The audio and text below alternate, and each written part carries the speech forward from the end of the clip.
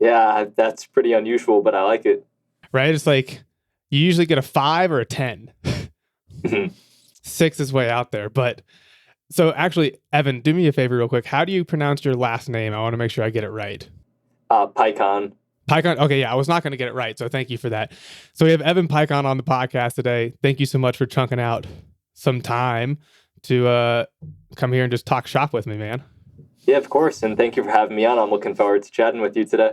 Sure thing, brother. So for the people listening who don't know who you are, can you give us the quick backstory, who you are, what you do? Because I think that people involved with training think tank and the CrossFit world will be familiar with who you guys are and what you're doing, but people outside of there may not. So if we can get the quick backstory, that would be fantastic. Yeah, for sure. So again, like you said, I work for a company called Training Think Tank, and don't worry, I always mess up saying it as well. It's a lot of alliteration, so it's a tough one.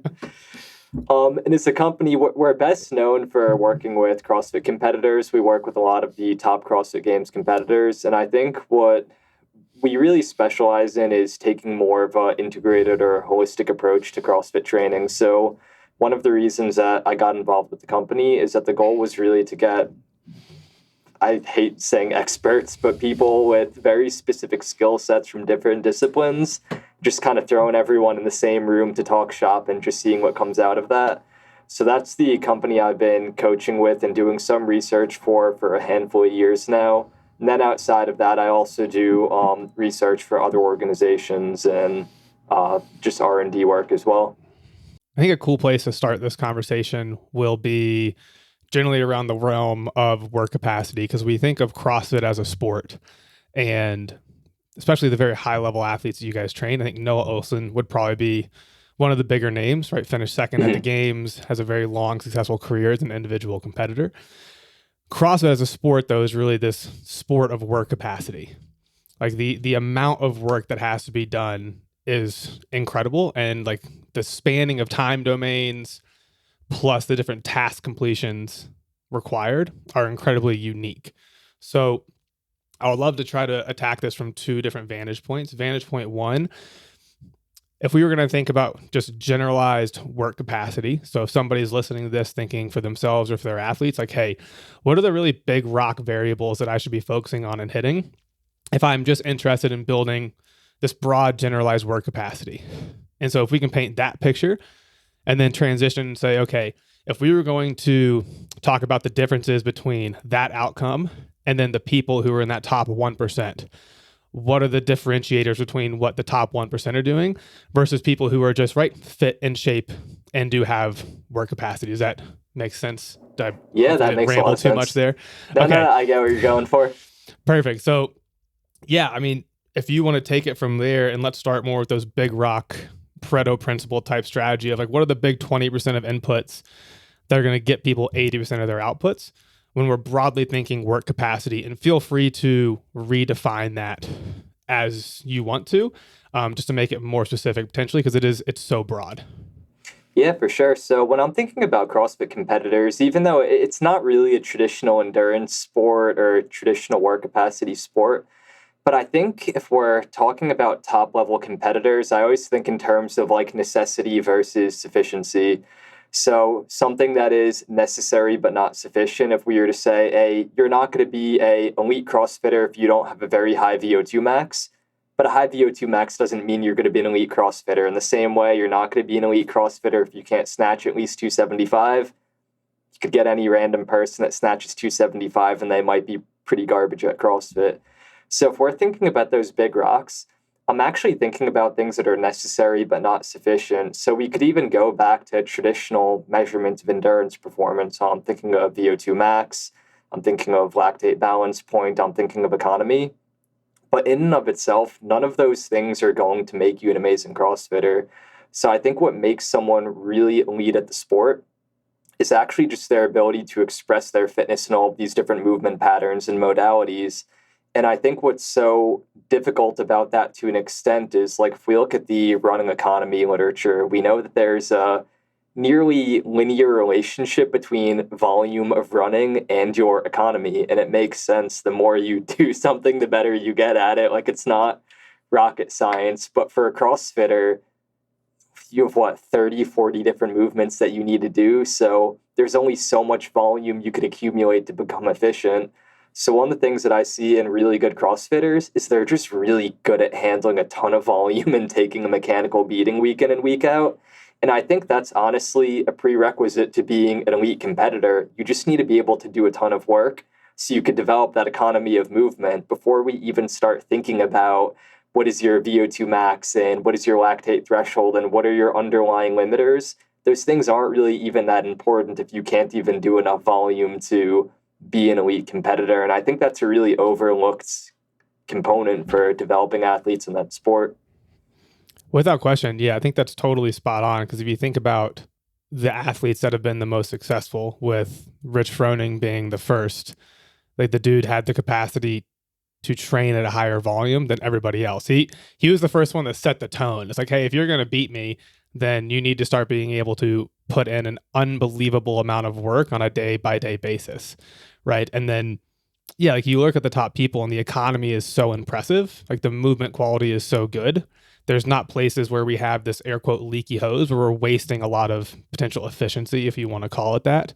And one area in there that I think is interesting, and you all have vastly more experience with this than me, is do you think when we think about these higher level CrossFit athletes, do you think a good bit of that comes down to, and I think you know Aaron Davis at Evolve. We chat about this briefly at one point in time, but thinking about fiber type distribution in these athletes to where you need this really interesting middle ground of you need just enough of those, right? We have a very large spectrum. Let's just air quote call fast twitch fibers for now.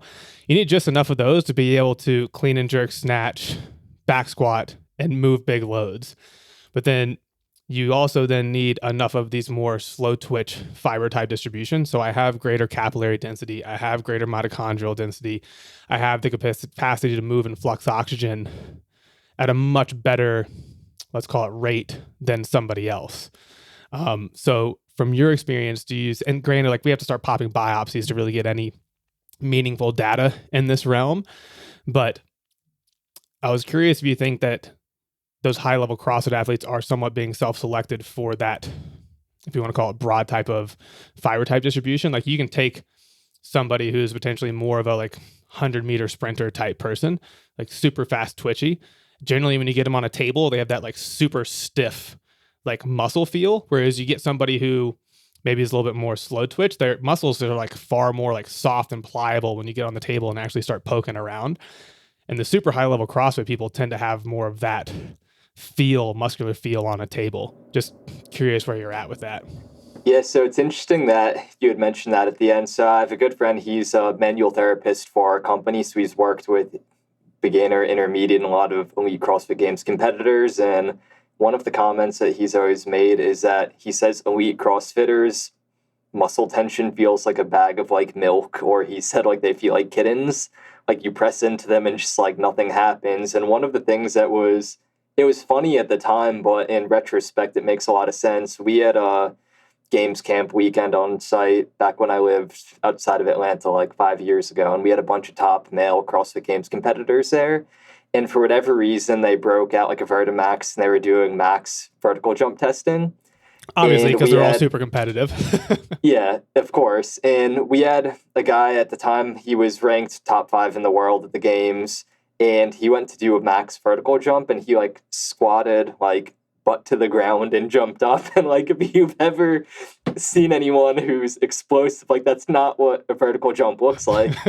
So everyone was just giving him shit. And we had another guy who was top 10 at the time, and he kind of did the same thing. He squatted to parallel and tried to jump up. And the guys who were really good and actually knew how to jump and were able to express power in that way, they weren't the best CrossFit Games competitors. There were guys who were 18th, 24th, 30th at the games. And those are the ones that are more explosive. And I've seen that play out year and year again, where the athletes who are the most powerful and could create a lot of tension, they've gotten selected out of the sport, to where the best athletes right now, they might look very muscular, which a lot of that's just due to insertions and leanness, but they don't carry a lot of tension, which is always a really interesting phenomenon. But I think that's something that the sport selects for, because someone who's extremely explosive, they're going to be hitting sticking points if they're doing a workout with 100 thrusters, and that's going to create an issue in and of itself. In terms of fiber type, of course, I've no way of doing this. I'm not pulling muscle biopsies. Exactly. But I have to suspect that they're somewhere in that middle range, because even when you're thinking about the top CrossFit Games competitors, I know people in CrossFit get really mad when you say this, but the best Games competitors aren't that strong in the grand scheme of things. Like, the strongest people competing at the Games, everyone in CrossFit's like, oh my God, this guy put up a 600-pound deadlift. Probably wouldn't place at a regional powerlifting competition. So it's not like they're putting up these like freakish strength numbers that they can't do with a high percentage of slow twitch muscle fibers.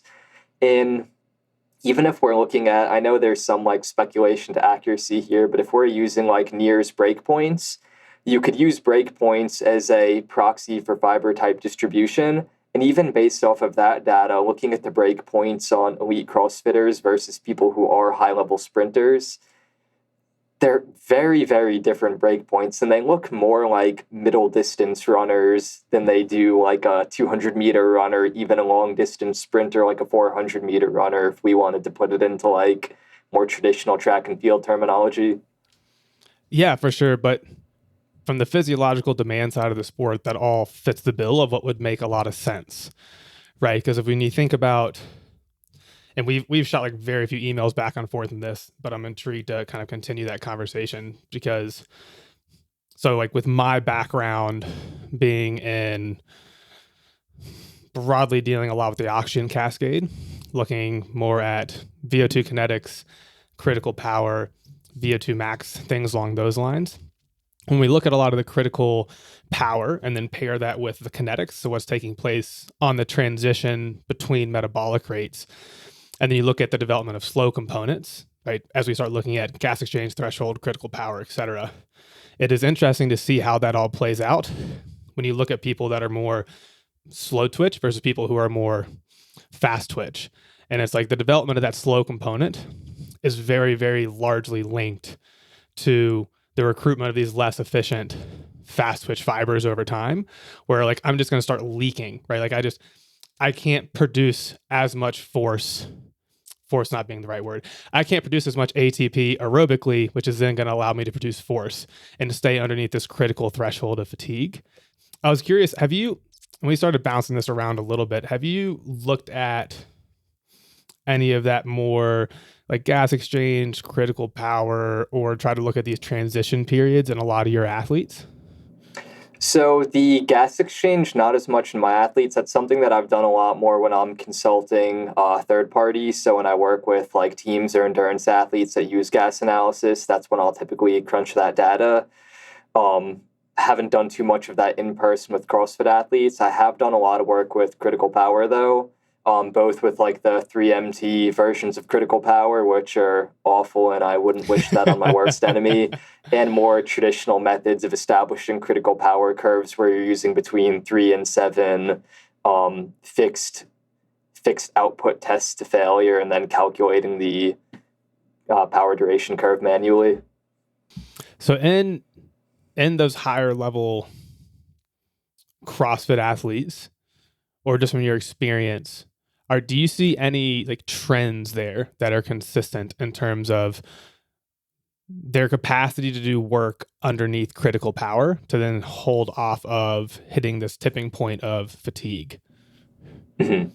Yeah, so I don't have a ton of data on this, but one of the things that I've found that's always really interesting, and this is based off of comparisons, so I don't have tons of data on this. Mm-hmm. When I've worked with endurance athletes in more traditional endurance sports versus CrossFitters, I found that oftentimes CrossFitters who are at relatively similar critical power levels as these endurance athletes, a CrossFitter who has a similar critical power on the rower than one of my athletes who's a rower, the athletes who are more established in those sports, even if they have similar critical powers to the CrossFitters, their W prime values are always much, much larger.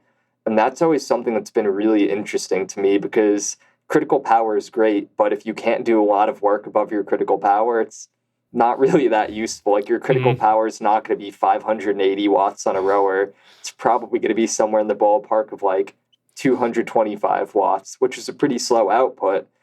But these athletes who are more established on those modalities tend to have much larger W primes. And there's a lot of research showing that W prime is probably mechanistically linked to the ability to deliver oxygen. So it makes me start to think along those lines, knowing that, like doing some testing with CrossFit athletes, they typically don't have great oxygen supply. They have really good extraction, but they're probably using more of that type of strategy than a supply-based strategy. So I think it makes sense when you start digging into some of that as well. Mm-hmm. So in that supply versus extraction territory, which is a really good conversation, so I think it'd be worth probably diving into that a little bit. So when we think about doing this whole body exercise, right? So like in a lab, you can put somebody on a single leg dynamic knee extension exercise. And one of the nice parts about doing that is I'm going to remove like a central limitation, because I know if I put somebody on a bike, they're probably largely, if we're doing like a VO2 max type work, they're probably like, you're going to be centrally limited. I think like we have a pretty overwhelming amount of support to say like during big whole body exercise in a ramp style fashion, you're going to be centrally limited. You're going to exceed the pumping capacity of the heart. And then you just have too many other safeguards in place to make sure that you don't tank resistance so much that you drop pressure and then you just pass out, right? So the CrossFit athlete, though, is a very different one because you're kind of getting this transition between metabolic rates, which is where I think like that kinetics critical power world makes more sense in real life, right? Because it's like a VO2 max test is great, but it's probably not very applicable to anything that we would actually like go do. So when you say that they tend to be more supply limited versus extraction limited, so they're really good at utilizing oxygen when it gets there, but they need to do a better job actually getting oxygen down into the muscle, so more flow. So when you think about that as an outcome, how do you like to approach that from an intervention standpoint to try to preferentially improve the capacity to supply to the muscle? Yeah, so where I'm always going with this is starting to think about why they're supply limited in the first place. So when I'm trying to think of energetics, I'm always thinking about it more from less about like micro perspective. I'm always thinking about kind of that like tug of war between metabolic vasodilation and sympathetic vasoconstriction. So one of the really interesting things is if we look on like single limb exercise studies, there should be a linear and inverse relationship between metabolic vasodilation and oxygen utilization. So as you desaturate a tissue, you're going to increase flow to the tissue. And that's primarily going to be like a NO-mediated mechanism. But when you're doing full body exercise, that's going to be threatening. And if we think about if you were just like vasodilate all of your skeletal muscle, you're going to pass out real quick. Yeah, you would have like the best pump of your life, but it would be the last pump of your life because your cardiac output would need to increase so much. And the reality is like you don't have that much blood in your body. You can't maintain your arterial blood pressure while vasodilating all of your skeletal muscle. And given that CrossFit is a full body form of exercise where you're desaturating all of these local tissues, sympathetic vasoconstriction is actually going to be one of the primary causes of why you have insufficient delivery. It's not that your heart's incapable of pumping enough. It's the fact that you're putting your body in a scenario that it is impossible to cope with that demand. So one of the things that we need to consider is like, what are all the things that impact this sympathetic vasoconstriction response? Like one of the places that my mind goes is like a respiratory metaboreflex. Like if your diaphragm muscle is going to start fatiguing, you're going to shunt more blood towards those muscles. And we have some really good data where we have collected respiratory muscle blood flow measurements and local muscle flow measurements. And what you see when you're pushing people to very, very high intensities, there's a strong negative correlation between respiratory muscle blood flow and extremity muscle desaturation. So the more you desaturate your extremity muscles and utilize oxygen, the greater the increase in flow you get to the respiratory muscles. And if you think about it, well, that's a protective effect. It's like that hierarchy of critical O2. So one of the ways to remediate that is that you improve the fatigue resistance of the respiratory muscles, like the diaphragm, for example, so they don't fatigue and you don't need to shunt all of this blood towards those regions. And then that in and of itself is going to allow you to improve flow to the extremity. So that's one of the things that I'm always thinking about. Along those lines, there are also just very simple, practical things that people could improve. Like if we think about the function of the thoracic pump for improving venous return, if you have crap breathing mechanics and you can't breathe in the bottom of a squat or with a barbell over your head or hanging from a pull-up bar, you're not going to be able to get blood back to your heart as efficiently because your thoracic pump isn't going to be working properly. And if you're not getting blood back to your heart, now cardiac preload's going out the window, stroke volume's going out the window. Yeah, cardiac output's going down, and we're starting to fight a losing battle. Yes, you're creating a supply limitation from another standpoint as well. So those are typically the kinds of like big picture items that I'm thinking about. And I know you recently had Davis on, you guys have talked about muscle coordination. That's going to be a big one as well. If we're thinking about the skeletal muscle pump, it's like we always talk about the heart as a pump, but it's almost like a series of pumps between the cardiac muscle pump, the skeletal muscle pump, the thoracic pump. It's like sets of pumps that are moving the blood around. Yeah, the skeletal muscle is really like your second heart. In a way, like that's how I like to think about it. Like that skeletal muscle pump is so important in driving blood back to the heart so I can increase preload and then increase or at least try to maintain cardiac output. But I think that the respiratory steel is one that doesn't get as much attention as it should. And it's really quite important because if you think about ways in which oxygen can be limited. If we think about that oxygen cascade, getting it from the atmosphere to the mitochondria, what are places where we can have drop-offs in that cascade? In the respiratory system, it's like, okay, well, there are really only probably like two ways in which that's going to impact this. One being, all right, well, if you take really high-level cyclists with massive cardiac outputs, we know that their red blood cell velocity through the pulmonary circulation can get to a critical velocity to where it's like they actually don't have time to load. And so you can watch the fact that they're like, pretty much you can just like watch desat taking place as these people are exercising because they can't load oxygen in the lung. The people we're talking about, cardiac outputs probably aren't going to be high enough for that to be a concern. And so then next up, we go into the respiratory steel to where you, exactly like you explained, it's like the body will preferentially shunt blood from the periphery to respiratory musculature because it's going to make sure that it can still breathe. Right. So it's like I will selectively increase sympathetic outflow and vasoconstriction to exercising muscle so that I can then get more blood flow back to like my diaphragm or to like internal, external obliques, things responsible for helping to move the rib cage. Yeah, I was going to say, and one of the things that's interesting is you're talking about those pulmonary diffusion limitations where the RBC's velocity is essentially moving so quick that it can't pick up oxygen.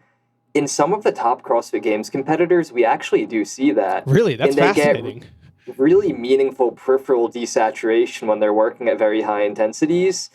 Like one of the guys that comes to mind, Travis Mayer, who's really, really good CrossFitter, a few years ago, whenever we'd put him through testing, he would come off testing and his lips would turn blue and he would lose feeling in his fingers and his toes.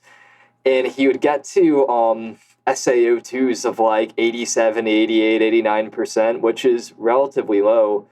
And that pulmonary diffusion limitation is one of the ones that's so interesting to me because traditionally it was believed that didn't actually exist. Like it was the lungs are these perfect structures that are overbuilt for the demands of exercise and they can't experience fatigue or they can't be like a stopgap in oxygen transport. And that goes all the way back to like Archibald Hill's work in the 1920s. And like that's just been hammered and hammered. And like you look at the trail of citations, but the hilarious thing is Archibald Hill never actually took any SaO2 or SpO2 measurements, nor did he measure venous oxygen sat because the tech just didn't exist till like 15 years after he published any of his work. And meanwhile, there's tons of evidence showing that these respiratory limitations do in fact exist, but they're still just not given the credence that I think they deserve.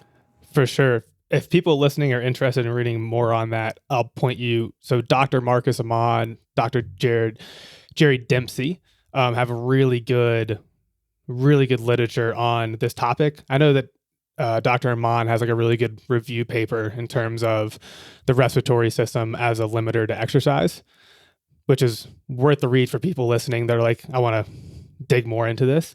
And then another one that you mentioned, I think is really important that I would like to dig into is the capacity to breathe when you're in different positions, because CrossFit as a whole puts you in a lot of positions where it is inherently difficult to breathe, right? And if you watch the really high level guys and girls do what they do, they have the capacity to breathe anywhere, anytime, right? It's like, I can remember, guys, this back in the day when Froning released his like Fantasyland video, right? Where he does Fran back to back to back 3 times in a row with like increasing load and then increasing demand in terms of like what the pull up is, going from a pull up chest to bar and then bar muscle up.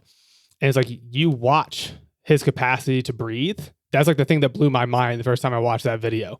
It's like the dude can just get these incredible inhales and exhales. He can move a lot of oxygen and gas when he's like at the top of a thruster, when he's in a pull up.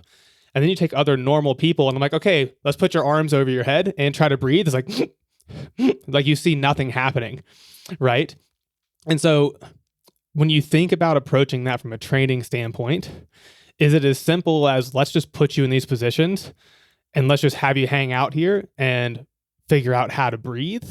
How do you like to approach that side of the coin?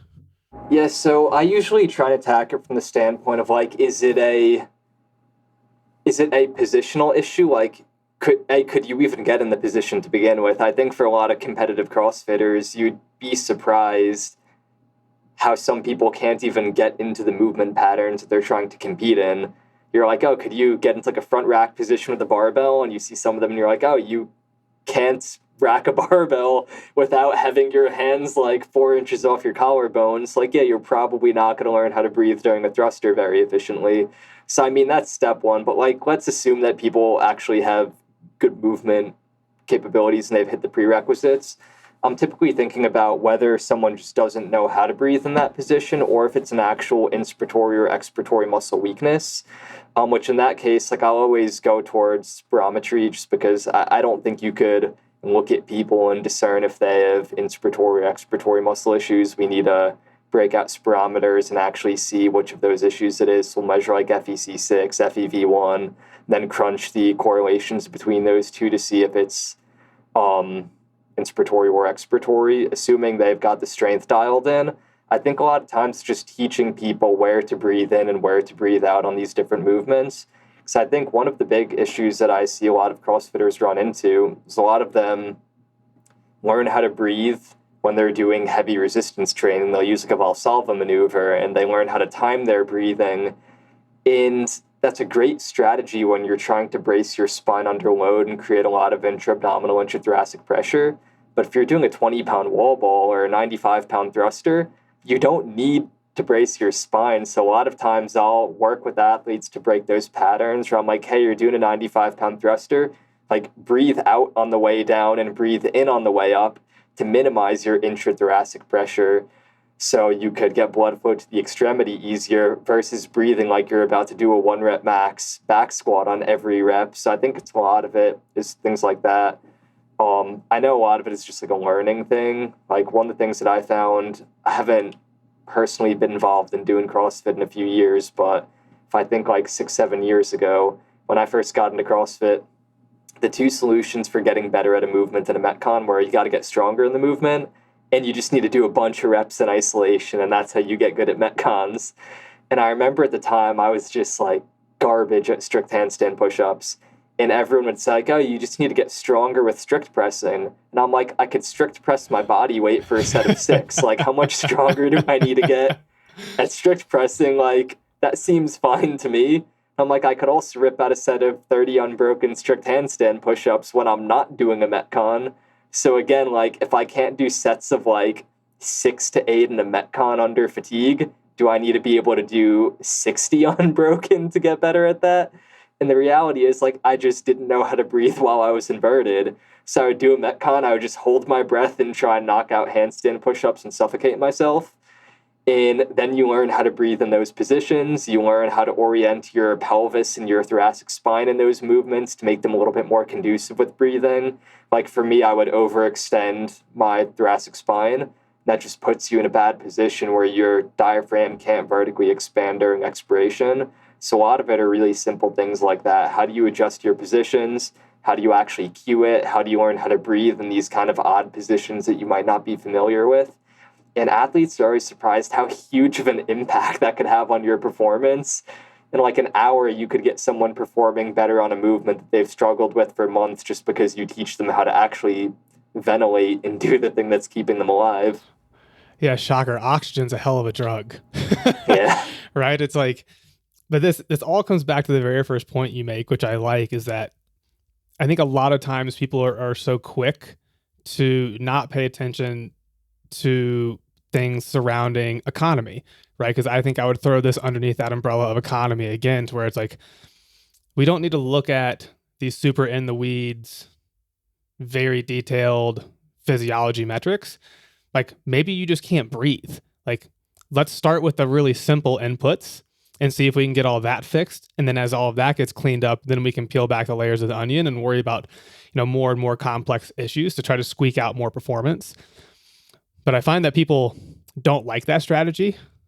They don't want to hear like, oh, well, let's just fix this and get you a big performance outcome or something simple. It's like, they're like, well, no, I want to know like, how are my mitochondria, right?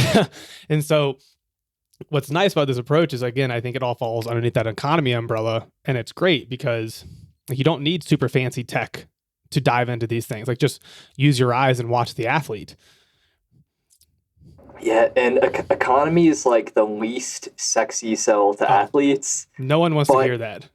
Yeah, but at the end of the day, it's like you could think about it in terms of a car, like, oh, you want a bigger engine, right? And people are like, yeah, I want a bigger engine. It's like, well, what if that engine has like shit fuel efficiency? Do you still want that car? Like, I could get you to drive around a Hummer when you're doing this Metcon, like you're not going to like it. And to really think of how important economy is, there's a really great paper from Andy Jones' lab out of the University of Exeter. The paper's from like the late 90s, but it was a 5-year case study on Paula Radcliffe, greatest female marathoner of all time. In over a 5-year period, they showed her performance improved every single year. You're like, okay, great, elite marathoner, like not a big deal. Her VO2 max went down every year over that 5-year period. So you're already like, wait, how does that work? VO2 max is going down every year. And by a meaningful degree, it drops from, I think, like 74 milliliters per kilogram per minute down to like 64, 65. So pretty big drop, but her performance is increasing. And then you look at the next figure in the study and you're like, oh, in year one, if she's running at 16 kilometers per hour, she's consuming, giving ballpark figures, 58 milliliters per kg. 5 years later, she's consuming like 50 milliliters per kg at that pace. And then the last figure is my favorite. It's her speed at VO2 max. So in year one, she's running at her VO2 max speed, which is very high, and she's moving at like 19 kilometers per hour. And in year 5, with her VO2 max being 10 milliliters per kilo lower, her speed at VO2 max is 1.5 kilometers per hour faster. So you're like, that's all economy. You're running at a faster speed, consuming less energy. The engine got smaller over that 5-year period, but performance increased. And I think CrossFitters, part of it is like the type A personality. You don't get into CrossFit if you don't like crushing yourself and like throwing up in a chalk bucket. But by virtue of that, CrossFitters also don't like those softer skills that are long-term investment strategies to improve your performance. Without question. And I think that I really like the analogy that you used of the car, because I think that VO2 max is often a misunderstood metric. So VO2 max is not a performance capacity, right? Like it's a functional capacity. It's pretty much telling me, okay, like how much horsepower do you have in this engine? But it tells me nothing about the efficiency or the miles per gallon that engine can kick out. Right? Because for it to be a performance capacity, I want to know the power output, which is, like what can the engine kick out? But then I need a duration component as well. So it's like, you could have a 600 horsepower engine. And if you last 5 seconds, sweet, awesome, bro. That was a lot of fun. So like the efficiency component there is so huge. And so much of that's going to come down to like technical prowess. as well as then just over time exposure, like the body's going to make adjustments. You get more efficient in terms of cost of like ATP, cost of contraction, just in terms of like the remodeling at the mitochondrial and capillary level, like all of that stuff's getting fine-tuned and optimized for this output as you get more and more exposure and training to it. Yeah, and I think what some people neglect is like you said, VO2 max isn't a performance measurement, but there's also a trade-off of having a very high VO2 max. Like the kid with the highest VO2 max ever, untrained, this kid was at 72 milliliters per kilogram per minute. Paper. Yeah, and I think he got up to like 98 milliliters per kg and won the World Junior Championship and turned out to be a kind of cyclist, like not a world beater by any means. And I think the way that Michael Joyner explained it is like you can't hit the double jackpot. Like you either have the biggest engine or you have really good fuel efficiency. You can't have both of those. And in a different paper, they were starting to speculate on like why that is. You would probably understand this much better than I do because your educational background, but what they were starting to link is like mitochondrial uncoupling and VO2. So people who are very uncoupled are going to be able to churn through energy, but they're very inefficient. And people who are very tightly coupled, they're on average going to have lower VO2 maxes, but they're going to be very efficient. So you want somewhere in the middle where you have like a relatively high VO2 max, but you're also very efficient. And that's why if you think of like Eliud Kipchoge, who ran the sub 2-hour marathon, he has a high VO2 max, but like it's nothing crazy. I think it was 78 or 80 milliliters per kilo, which isn't by any means like a out of this world value. But the thing that set him apart is his running economy was through the roof. He just doesn't expend that much energy at marathon pace. And I think that's what really makes the difference for really any work capacity sports. Yeah, without question. And the coupling and uncoupling one's a really interesting conversation, right? Because we're trying to think about like how many protons do I need to move to essentially get an ATP from an oxygen. And so, yeah, like the tighter that we can make that, the less electrons, the less proton flow I need to generate, the better off I'm going to be. Right. And so, yeah, like that world gets like really intriguing really fast. And it also gets really difficult to like tease apart how to use that from an application standpoint. Right. Amazing, man. So what I would like to transition to here and hit on the back end of the call is like organization of training, right? Because when we think training a power lifter or training a bodybuilder or training an Olympic lifter, right? The organization of training is actually quite simple because we have a very specific outcome goal we're trying to reach. I'm not trying to juggle all these different potential variables. So the programming is really pretty straightforward. When we start getting into the realm of these CrossFit athletes, though, where we have to see abilities across such a wide range, when you begin thinking about the organization of training, and again, feel free to rephrase this because I'm doing a poor job of phrasing it, but when you think about the organization of training for these athletes, maybe if you want to start like big bird's eye view and then whittle your way down, like how do you think about organizing training for an athlete that has to be good at so many different things compared to people that can be more of a one-trick pony?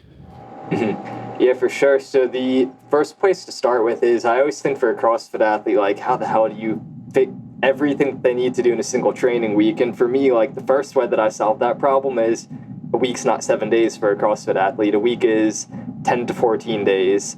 So they have a longer training week. And in a way, I consider like their training week as a cycle. So for me, I like to program in 14-day training weeks, and it's kind of like an A week and a B week, and you just kind of rotate through. So the way that I tend to think about it is if there's something that's important for the sport, we want to be touching on it in some capacity at all times of the year.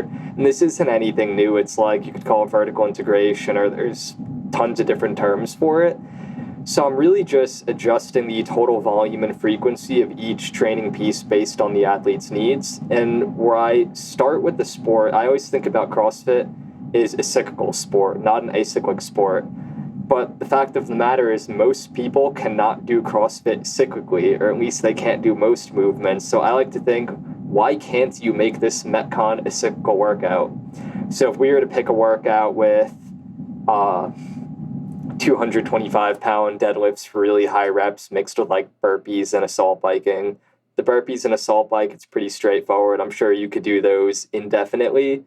And let's say I know you have really heavy deadlifts. So if it's a 225-pound deadlift, let's say you can't do that cyclically in the Metcon. I kind of run through a decision tree. And the first place I always start with is it a strength issue? Of course, if the weight's too heavy for you, it's not going to be a cyclic movement, so you just need to get stronger. For you, you don't need to get your deadlift up if you want to do 225-pound for reps. Like, if you get your deadlift up to 800 pounds, it's probably not going to make a difference for you.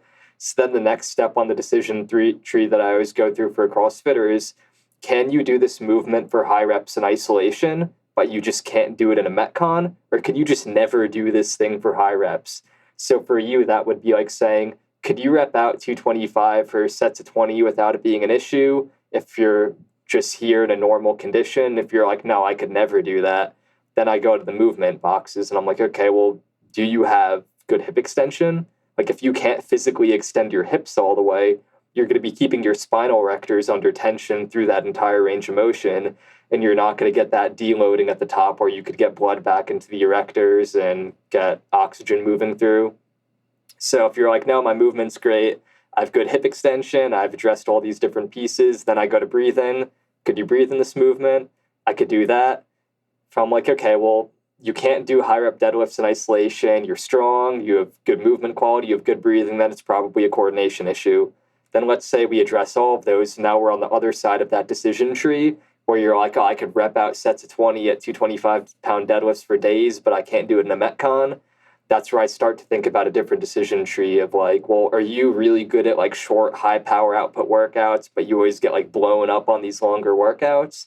If so, oh, it might just be a cardiac output issue for you. Or it might be a diaphragm muscle fatigue and strength issue, and that's another tree that we could go down. Or it might even just be that you don't have good enough volume tolerance to do 100 deadlifts in a workout. So for each movement that is going to be tested in the sport, I run it through that decision tree. And then we could whittle down the amount of things that we need to train. So if you're bad at handstand push-ups, I don't need to say like, oh, we need to improve your pressing strength and your muscular endurance pressing and your movement quality. Instead, it's like, what is the one thing that you need to do right now that's your low-hanging fruit for handstand push-ups?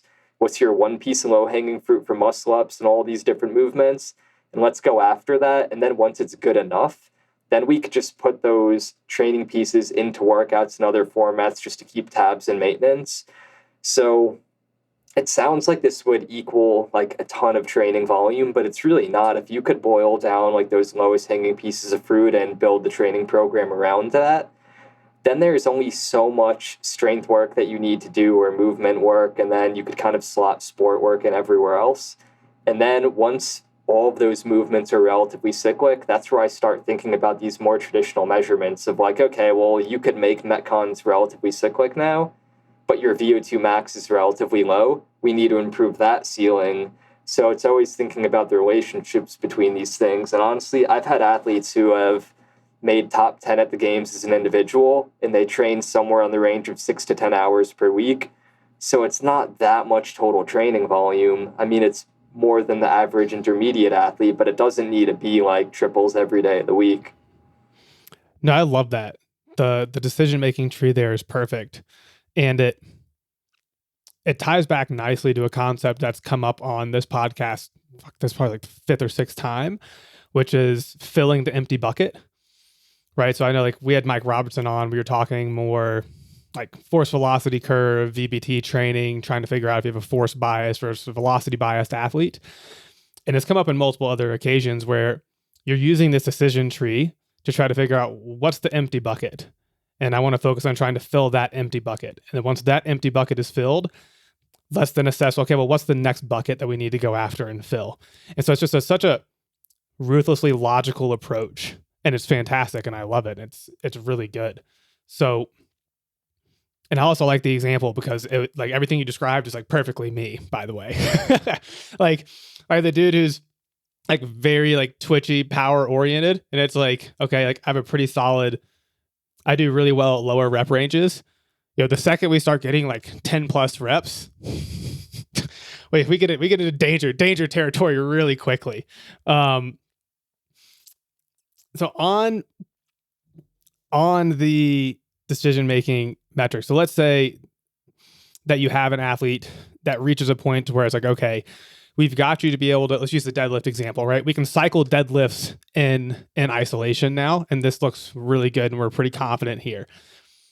So then you bring that back into a Metcon, and your goal is essentially to surround that deadlift with fatigue, more or less, right? Is that kind of how you're thinking about it?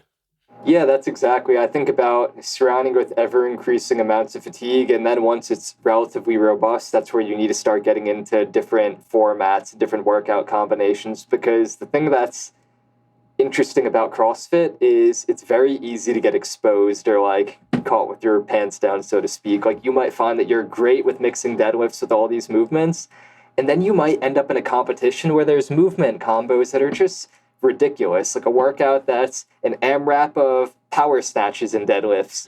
Why would you ever train an AMRAP of that? Like, it doesn't really make sense from a workout standpoint. If you're trying to be conservative with your athletes and not blow their lower backs out, you probably aren't going to train them for that. But the people creating these competitions, they really don't care. Like, they might literally have a workout that's power snatches, deadlifts, and power cleans in a Metcon format.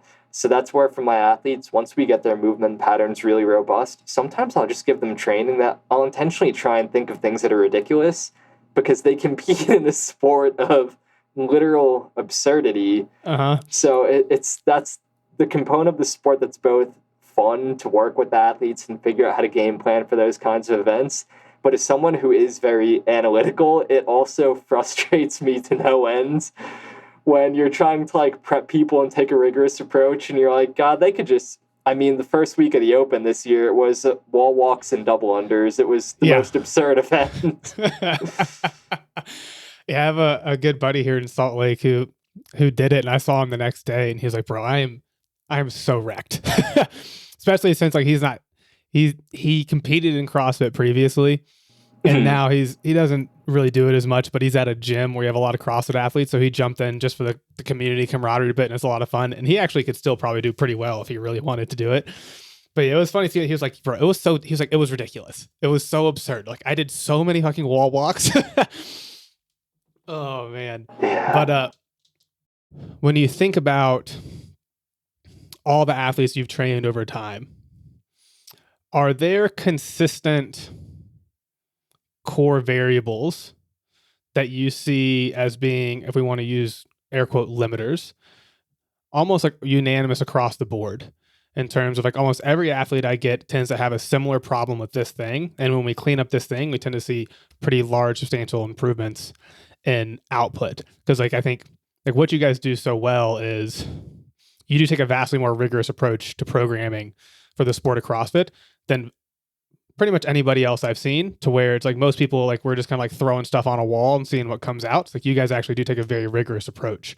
And so with everybody that you've trained so far, if you were to whittle it down, and you kind of, I think, potentially already got after and answered this question a little bit, is there like one or two variables that you see consistently across the board where people come in and you're like, yeah, like we just need to work on this? Like this is just a common theme that shows up again and again and again and again. Yeah, so it's hard to say common theme. And it's interesting because I do work for an organization that primarily works with CrossFit. And I think I'm more known for working with CrossFitters, but it's actually over the more recent years, it's become more of a minority of my demographic.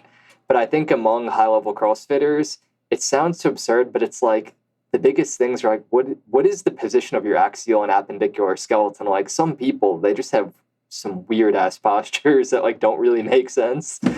And like, you know, if you walk in, if you either like look like a human cashew and you're like forward rounded, or a lot of guys that are stuck in this like thoracic extension posture, you're just not going to be economical in any of the movements that CrossFit demands when that's what your posture looks like. So I think if I were to give like a catch-all for CrossFitters, it's lacking a lot of fundamentals that you'd think people would have when they're that fit, like just basic positions, basic movement quality, understanding how to breathe in different positions that are varied. One of the big ones is coordination and not over contracting. One of the things that I find is a lot of CrossFitters I don't know where this really came from in the community, is a lot of CrossFitters really love like dynamic effort style training and like West Side style training. And they get really good at like moving fast and trying to create as much power as possible. And that's great if you want to get strong, but I find that's actually a really bad adaptation for a sport where you're trying to do a lot of reps. It would be like saying like, oh, you're a 5K runner, and I want you to have as much ground force contact as possible on every single step. So you're like leaping through the roof on every step of your stride until you finally like blow out all of your fuel. And it's very similar with CrossFitters. So I think addressing very like simple things that anyone could do in their house or in their gym are probably the things that have the biggest impact on performance. Because at the end of the day, if you get into competing in CrossFit, like you're good at slamming your head into a wall, you probably like the suffering, you like working really hard. So I never see people lacking the ability to like go there, not wanting to put themselves through the rigors. It's always more of those soft skills that are lacking in the community. For sure. I think that the focus there in the position of the axial skeleton is so huge because it kind of ties together a lot of what we've talked about here in terms of like if that axial positioning is off, then we're going to have a hard time breathing because now the diaphragm's not really leveraged well in order to like power inhalation. If that axial skeleton is off, then you're going to have a hard time moving your arms and legs in an efficient manner so that when we're in certain positions and as we're trying to cycle movements, we can actually have coordinated contractions that come on and off tension so that I can then get blood flow and have better supply of oxygen to the tissues. So much of it does come back to that just central core component of like, what's the position of the axial skeleton? How well do you move, right? Like, do you actually have shoulder flexion? Do you actually have hip extension? Because if we're missing these things, then you're going to be fighting an uphill battle in something that's already an uphill battle, right? Yeah, it's like you're fighting your own body while trying to fight the workout and perform, and it just doesn't really make a lot of sense. Yeah, and especially in something where like we already know that supply is going to be so hard because we already hit on the fact that we have this massive supply limitation. Well, if you're not moving efficiently, all you're going to be doing is bringing in extra accessory muscles to have to help complete this task, which require more blood flow and more oxygen delivery, and it's going to steal blood flow from the big primary movers we want to get it to, right? So it's just this domino effect that ends up just robbing you, and you get this massive leaky hose that's costing you in terms of your ability to generate work. Yeah, and in that way, I know a lot of people, they'll try and take like models from track and field running and apply it to CrossFit. And that way, I actually think CrossFit is a lot more like cross-country skiing if you really think about it, because it's a full body work capacity test where so much of it is going to be like fighting between vasoconstriction and preventing the flow of blood to the extremities, but also needing the flow of blood to the extremities. And it all sounds so complex, but at the end of the day, the actual solutions that we're going after here, like, they're not rocket science or these crazy complex things that you need all of this technology to do. It's really just these slight nuances and tweaks to a program and making sure that the work that you're doing is actually going to lead to the adaptations that you want it to do, like not just training to continually improve extraction and like hammering that nail because it's already completely hammered in. Like, you're not going to get any further by doing that. Yeah, dude, absolutely. Well, let's see, we're at like 55 minutes here, so probably wrap this sucker up here pretty soon. But Evan, dude, thank you so much for coming on. This is fantastic. Really enjoyed this conversation. I feel like we could probably keep going on this for a while. It'd be fantastic just like grab a coffee and sit down and just riff on all of this material. But so for people that are listening to this and they want to find out more about you, where's the best place to go to find you, where you hang out, where you're putting out your content and information? Yeah, so apparently I found out recently that Instagram is a platform that's meant to be for photographs. I've been kind of keeping a blog on there, putting up all my content. So that's where pretty much all of my writing is, oddly enough. So that's probably the easiest place to find content. I also put out content on like Medium, occasionally write articles, but I don't do too much out in the interwebs. Mm-hmm. And then you have your own performance business as well that you do in addition to Training Think Tank, correct? Where you're doing more of a consulting work where you can help athletes, teams, etc., with a lot of what we've been talking about here. Yeah, so that company is called Emergent Performance Lab, and yeah, we do consulting with athletes and coaches and teams. A lot of that is also as well. It's more R&D work, so we do a lot of work for like different corporations and organizations that either want to outsource research that they need for product development that they can't take on themselves, or partnering with companies to try and create products and bring those to market. Beautiful, man. Excellent. Well, we'll throw all that in the show notes so that people can go find you on Instagram and read your Instagram blog. And we'll throw some links in there to Medium and to all the other cool stuff you have going on, man. But thank you again for coming on. This was fantastic. I really enjoyed it. Yeah, thank you too. It was great talking to you.